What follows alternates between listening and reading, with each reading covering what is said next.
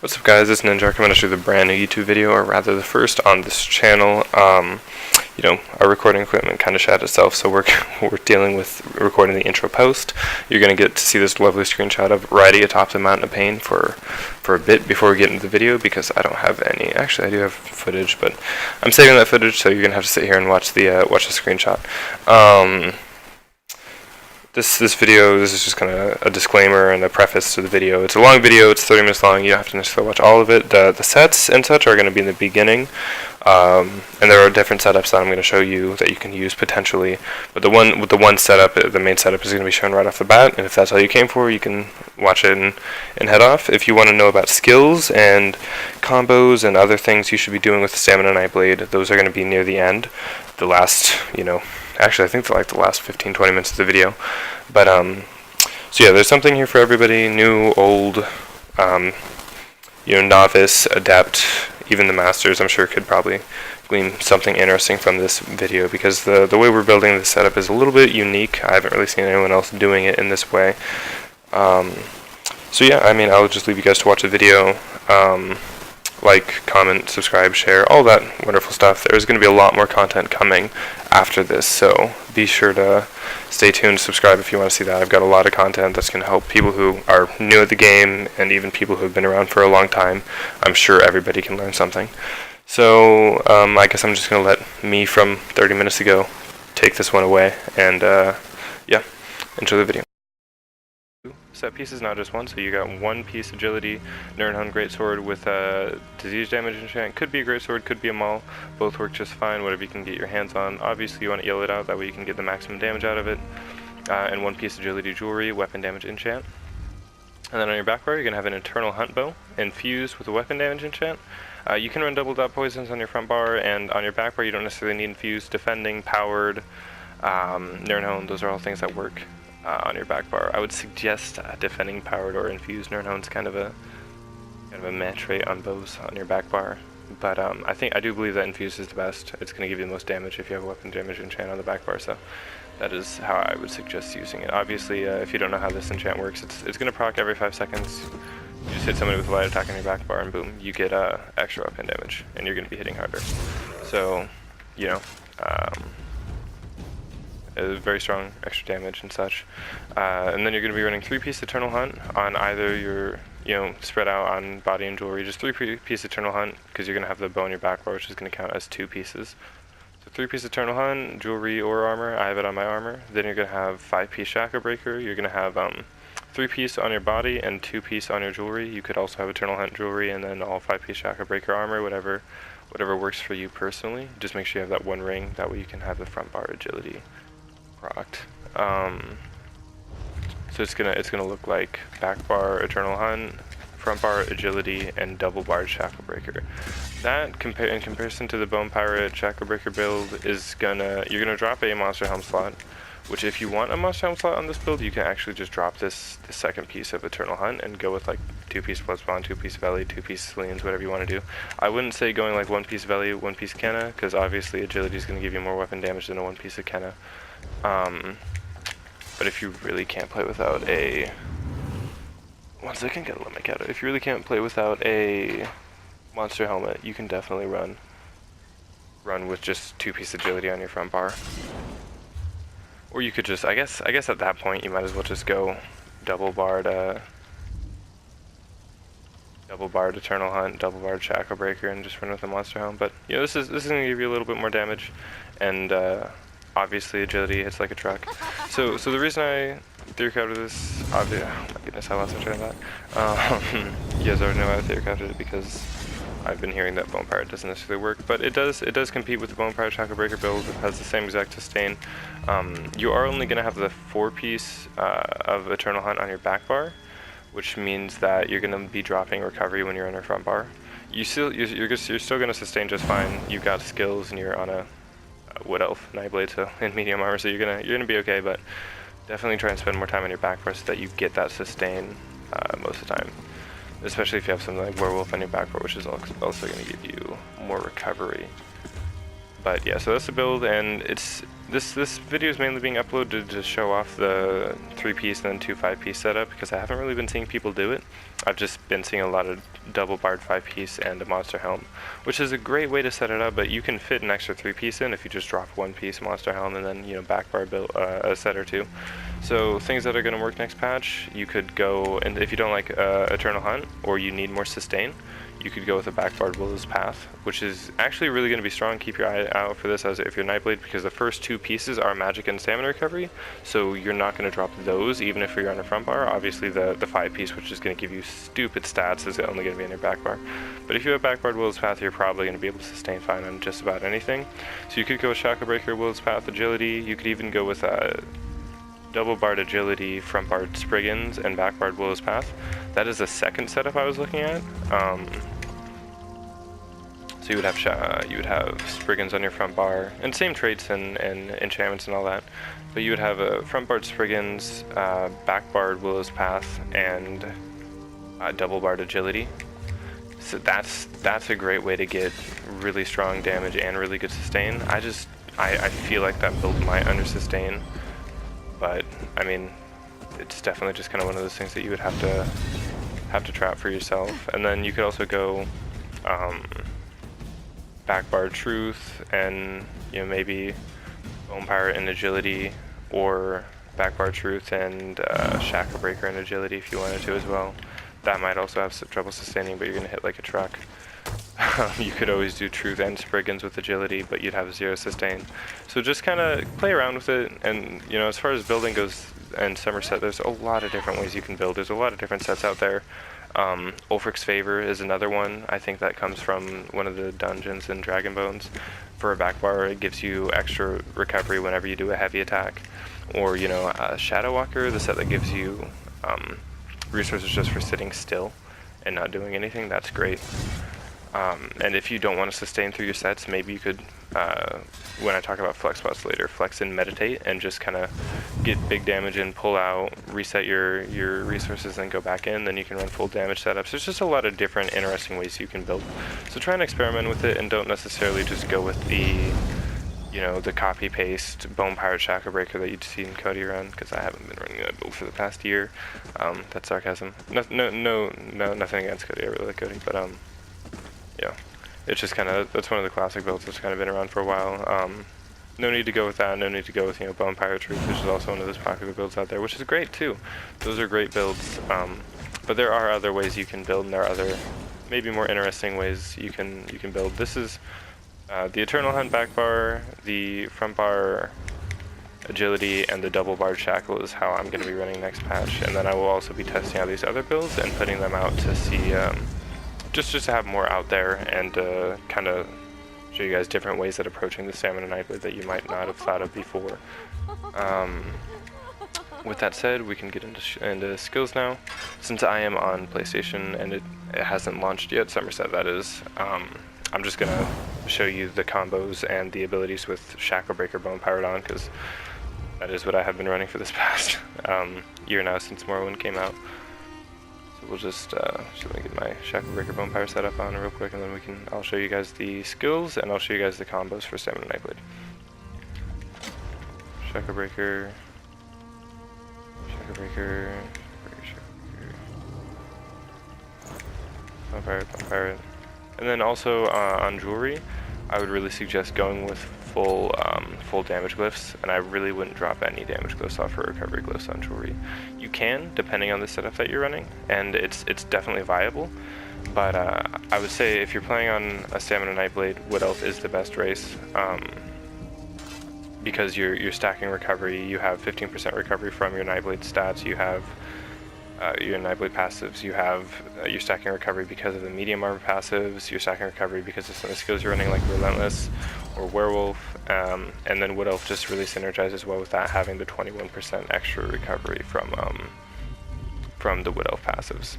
So if you're running Wood Elf in medium armor, you know, stacking for recovery instead of weapon damage can be nice, but you're generally going to be wanting to aim for weapon damage glyphs on your jewelry instead of just stacking into max stam for damage, because weapon damage scales a lot better on a wood elf than max stam does. You only have a 6% buff on your max stam on a wood elf, and you have just crazy weapon damage amps on a Nightblade, Stamina Nightblade Wood Elf. You have things like Major Brutality, which automatically gives you 20%. If you're a Nightblade and you're in Cloak, you get an extra 10%. Continuous Attacks gives you another 10%. Medium Armor gives you another 12%. So there's just a lot of weapon damage amps in the game. So generally, weapon damage scales better on stamina, and especially if you are a Wood Elf, you don't have great max stam scaling factors. So that's why I would say just try and keep as much weapon damage as you can in your builds. Yeah, so now that we have everything, I guess we can talk about combos and skills. So these are my skill bars. You can change them how you like, and do what you want with the ultimates and such. I'll talk about what skills you definitely want to have, and what skills you can swap out. Rally is going to be your burst heal and source of major brutality. You definitely want to keep this up 100% of the time, and you definitely want to have rally if you're in medium armor. If you're in heavy, I would switch to forward momentum, and I would switch this to the other morph of cloak, which is going to heal you. But I haven't tested that yet, so I can't say if heavy is going to be viable next patch. I think it will be, but obviously just testing. Or by next patch, I mean Summerset, my apologies. Massive Stereo is going to be CC, go through, block, and it's also going to give you minor maim, or give the enemies that you CC minor maim, which is going to make it so that you take less damage. Great offensive ability, great defensive ability. I tend to use Fear more defensively now, since in-cap CCs, as well as surprise attack from stealth, but we'll talk about that later. So really, you're not comboing with Fear on a stamina Nightblade, but you can. Especially if you're going up against a block tank or something, it can be a really useful tool.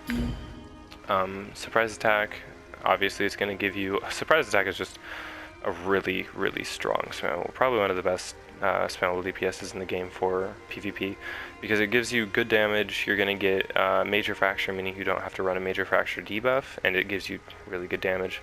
By reducing their resistances.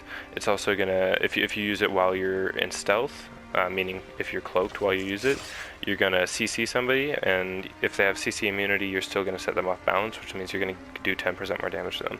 So this not only gives you a DPS panel, it also enables so much damage on a Stamina Nightblade.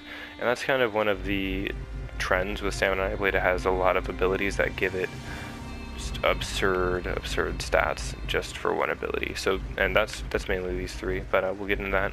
Relentless Focus, also a must-have. You can backbar it, but if you bar cancel it, it will still do less damage, even if it is on your back bar as opposed to being on your front bar. That's why I like having it on my front bar. It's going to give you Major Berserk, giving you tons and tons of extra damage, 8%, really strong. Stamina Recovery, we all know that stacking Stamina Recovery is great on a Wood Elf and Nightblade and Medium Armor, so, you know, that's a welcome addition to the sustain. And it's also going to give you a bow, a spectral bow, once you do 5 light attack weaves. And that spectral bow hits for 8 tons. So we got 5 light attack weaves now that we can hang onto that bow. So we can shoot it now, or we can wait for our the spectral bow to run out. And if you can see it drop, you see the buff in the corner, boom, that times out. Now I don't have it anymore on R1, but if I hit it again and reapply it, if I'm still in combat, it will reappear. So you don't necessarily just have to drop it.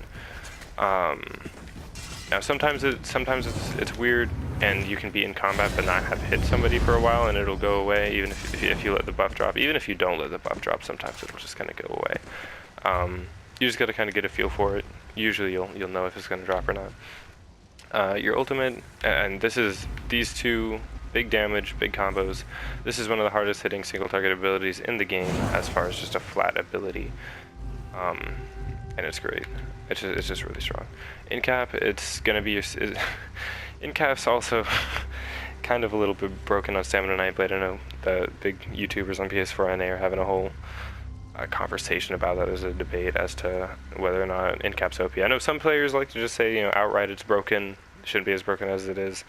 I'm not going to necessarily put my 2 cents on that. I don't think it's as broken as players make it out to be, but it is definitely really strong. It's doing too much, and it should get something removed from it. At least the empower. Come on, guys. But what it's going to end up doing is it's going to CC, it's going to hit like a truck, and it's going to apply Major Defile, which is probably the most important part. If this ability did not apply Major Defile, it would not be as good as it is, or even close to it. And if you have CP into it, you can see it reduces healing received and recovery by 40%. So when you're 1vxing and when you're fighting against somebody who's really tanky, or they have a heal bot in their Zerg, or someone who's healing them in their group of players, or they have really strong heals themselves, once you hit them with an end cap, also because we have this disease glyph on our primary weapon, usually, you can also give minor defile, and you're gonna reduce their healing by a lot, which makes it a lot easier to kill them. If your main burst combo doesn't kill them, you can finish them off. So yeah, end cap, bread and butter execute, it costs basically nothing, and you have really good ulti gen on Stamina Nightblade, so super strong. Definitely use end cap. If you're in a group, you can switch that out for maybe Soul Tether. I would say Dawnbreaker of Smiting, the one that stuns. Some players like to backbar that and keep in cap on their front bar. Some players like to backbar in cap and front bar Dawnbreaker. It's really up to you. But if you're in a group, I would definitely say get Dawnbreaker on your bar somewhere. Not a necessity depending on your role, but it is really good. This is our flex spot on this bar. I would say Fear is kind of a soft flex. You want to keep it on somewhere, but teach their own. Executioner is our flex spot. I like this more if it does more damage. Stamina Nightblade's extremely single target focused, so if you're on something like a Stamina Warden, you probably want the AoE morph because you have something like you have Subterranean and you have Dawnbreaker. But on a Stamina Nightblade, you definitely want to keep the extra damage that you're going to get from Executioner. I like Executioner because if you're going up against someone who, like I said, is really tanky, maybe they have like 30k, 35k, 40k health, and your main burst combo doesn't kill them, you're going to want the heaviest hitting, most pressure applying execute that you can have, and that's going to be this. You can switch this off and just use surprise attack instead, and as you execute, and your spammable DPS, and that works. But I like it. If you want to switch it off, you can switch it off for a gap closer. We'll talk about things you can readjust, but some players don't like playing without a gap closer, so you can put a gap closer there. That's fine. I can definitely understand it, and I like switching to a gap closer once in a while too. So yeah, Crit Rush and Ambush make for great gap closers. On our back bar, we have Shade. Love her to hate it. It's easily one of the best open world abilities in the game for kiting, and it's my favorite in the game. I would say, I want to say it's a must-have, but it's not. You can play without it. You're gonna struggle with a lot of survivability loss because this enables just such incredible kite ability. But you definitely don't have to have it. But yeah, so basically how this works is you put it down. It's gonna apply minor maim to whoever it's hitting, and you go a certain distance away from it. Maybe you're kiting or whatnot, and then you press the button again when you're within range, and you're going to teleport right back to it. So this can be used when you're kiting through a tower. Maybe you put it at the top of a tower, roll off the side, teleport back up, and you can fake people out. It's really strong for kiting. You can't just put it down and run like 100 meters out and then expect to be able to teleport back to it. If you put it down and you get too far away from it and come back, it will just disappear. So definitely be wary of that and kind of learn the range. I would put this down. I would have 100% uptime on this. Make sure it's down and you're kiting around it and playing it well, and you understand where it is at all times, and if you can get to it or if you need to put another one down and such. Next skill on our bar is going to be Shuffle. Shuffle is our CC or our snare removal and root removal. So basically, if you're immobilized, if you have talons on you, or if you're snared to shit and you can't move, you pop this, you're going to be able to move quicker again, you're going to be able to kite to line of sight.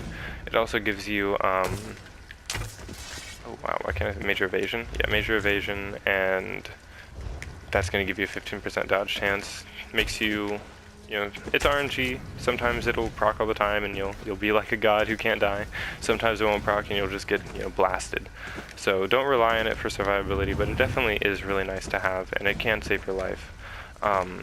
Depending on your build, you can keep it up 100% of the time. I tend to play higher sustain build, so I keep it up 100% of the time.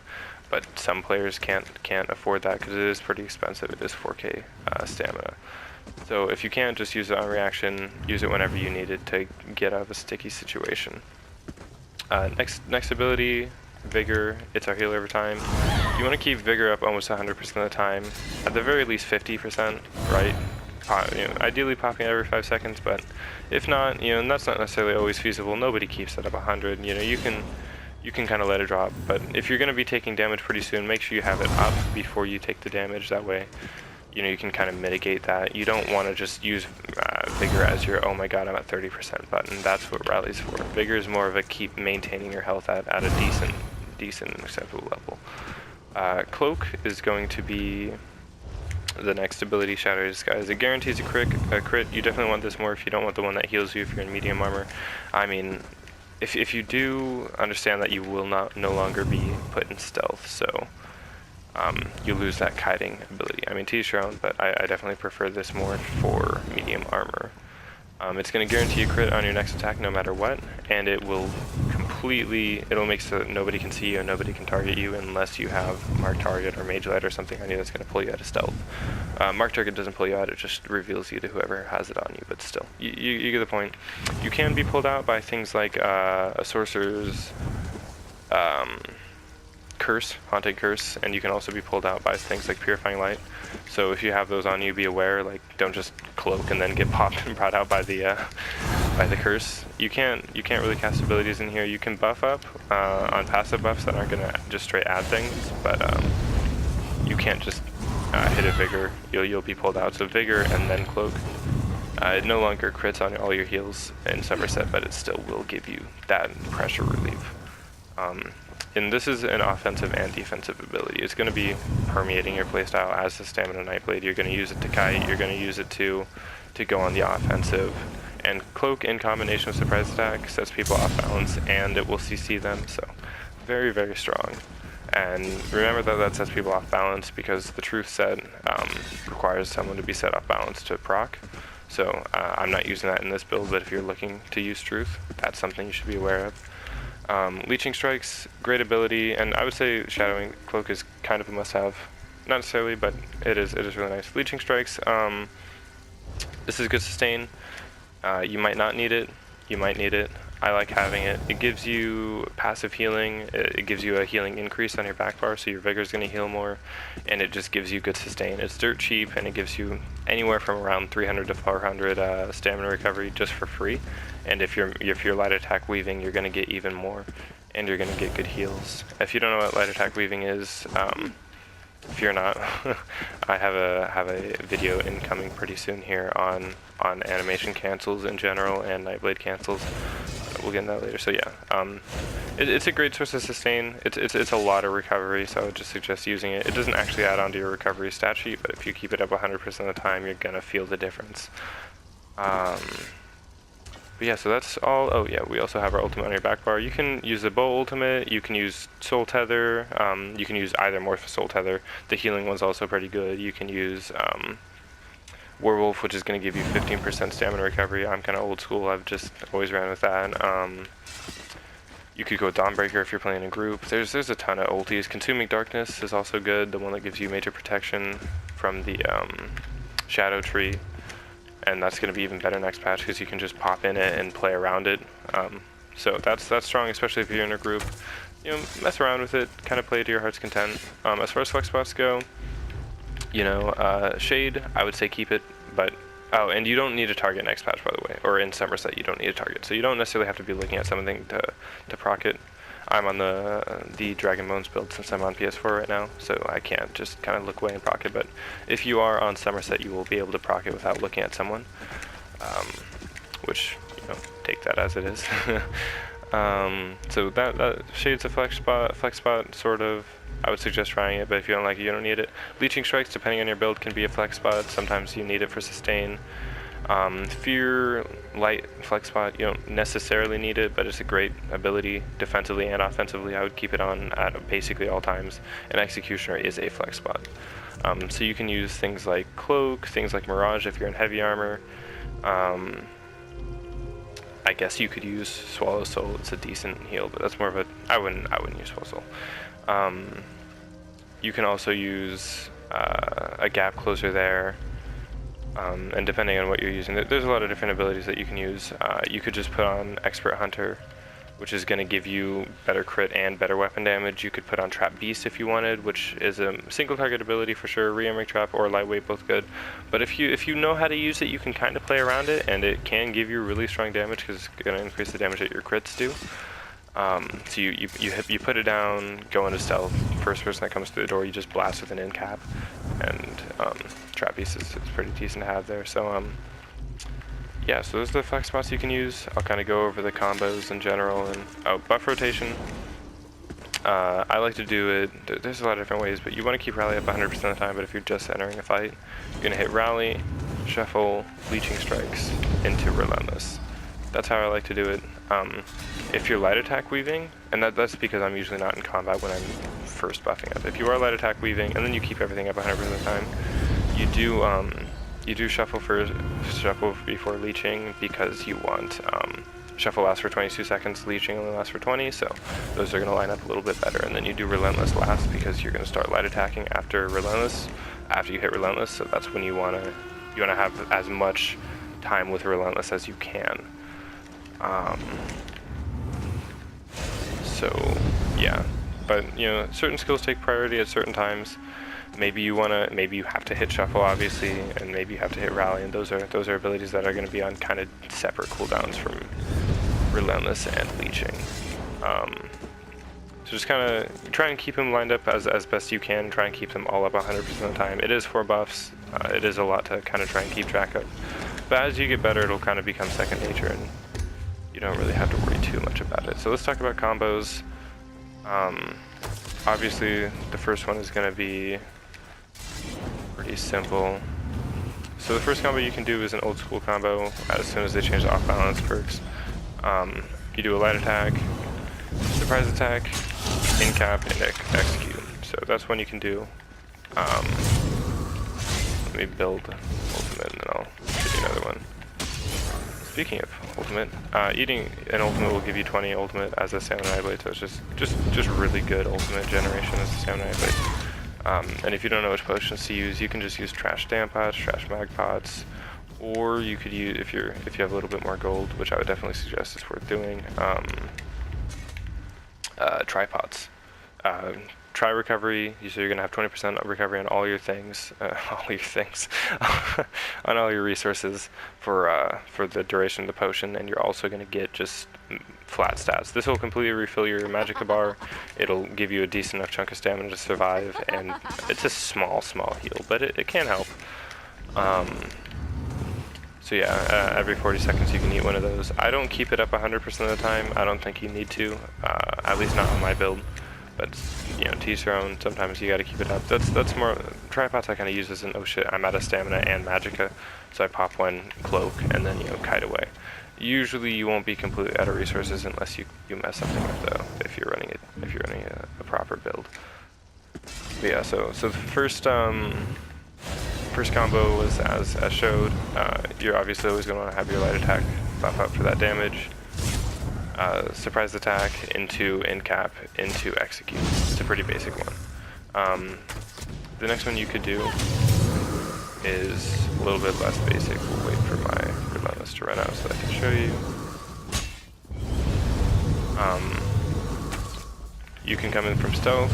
You're going to go end cap, relentless, execute. So that is your bread and butter. That's how you're going to hit the hardest. You want to make sure they have Major Fracture on them before you do that, because at no point in time are you going to apply your surprise attack Major Fracture. So make sure you've already you've buttered them up by setting them off balance and giving them Major Fracture. And you usually can fake somebody out like that, and then you're going to come in for the kill and do a end cap and a relentless. You can do just the end cap from stealth, or you can do a heavy attack into end cap. A heavy attack with 2H is going to empower your next attack. Oh, I don't know, I'm just beating this guy. A heavy attack with a 2H is going to empower your next attack. So you could always come into stealth, do a heavy attack, relentless, into execute. If you don't have an execute, just do a surprise attack. You could also surprise attack into end cap into relentless, or if you don't have an end cap up, which, I mean, it does happen. You are a Nightblade, you should usually have it up, but if you don't have an end cap up,